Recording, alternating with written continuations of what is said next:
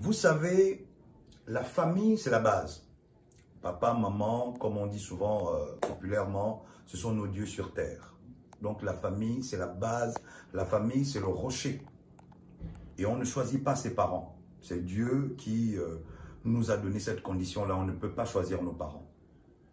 Mais, comme vous avez pu constater, ça va être ma deuxième vidéo. Je m'adresse particulièrement aux mamans.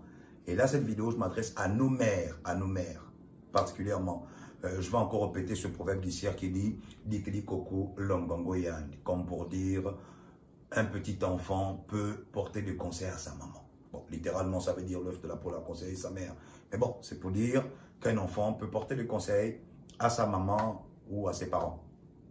C'est normal.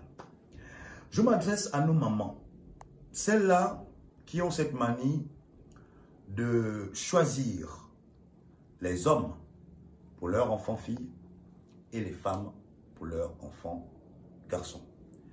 C'est un gros problème et j'ai envie de dire, trop c'est trop. C'est vrai, il est normal que lorsque tu fais un enfant, tu veux veiller sur lui et tout contrôler autour de l'enfant. C'est normal, c'est normal. Quelquefois, souvent, en fait, c'est l'amour, cet amour protecteur-là de toute maman envers son enfant, de vouloir choisir, de vouloir faire et autres là. Mais quelquefois, un, ça tombe mal et deux, c'est souvent trop fait.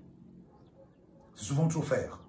Aujourd'hui, on se rend compte que chez les filles, par exemple, une jeune fille peut être là, à chaque fois qu'elle amène un gars à la maison, la mère dit non, celui-là n'est pas bien.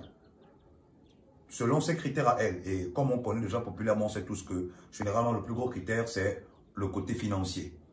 Donc elle demande, oh non, j'aime pas ton jeune gars là, passer comme ça, comme ça, comme ça. Il faut que tu te retrouves avec le vieux papa et autres, et autres, et autres, et autres, et autres. On se rend compte que celles-là qui prennent souvent cette voie-là, le moment elles terminent vieille fille, donc sans mariage ou malade. Ou encore, elles vont dans les églises là pour aller maintenant se discuter les prophètes là-bas. Parce que ça n'a pas marché. Vous voyez un peu? Celles-là aussi, les mamans là aussi qui, dès que l'enfant amène sa chérie, je n'aime pas voir ta fille, ta femme là. Je n'aime pas ceci, cela. Au final, le type maintenant il passe son temps à parcourir les femmes n'importe comment, ça devient un gars instable. Donc lui aussi de son côté, il peut rester comme ça sans femme ou bien même terminer malade. Vous voyez un peu? Donc c'est un problème, c'est un gros problème qu'il faut sensibiliser dès maintenant. Parce que aujourd'hui, on subit ça de nos mamans. Mais nous aussi, nous sommes parents aujourd'hui et on va faire ça. Il ne faut pas qu'on puisse répertorier cette pratique-là sur nos enfants aussi. Il faut laisser les enfants eux-mêmes choisir de leur relation, de leur vie.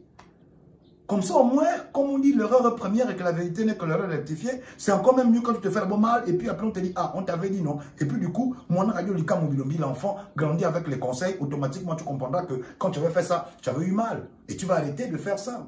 Mais vous ne pouvez pas tout le temps choisir à notre place, maman. Arrêtez. Je ne veux pas crier, mais arrêtez ça. Oh, arrêtez.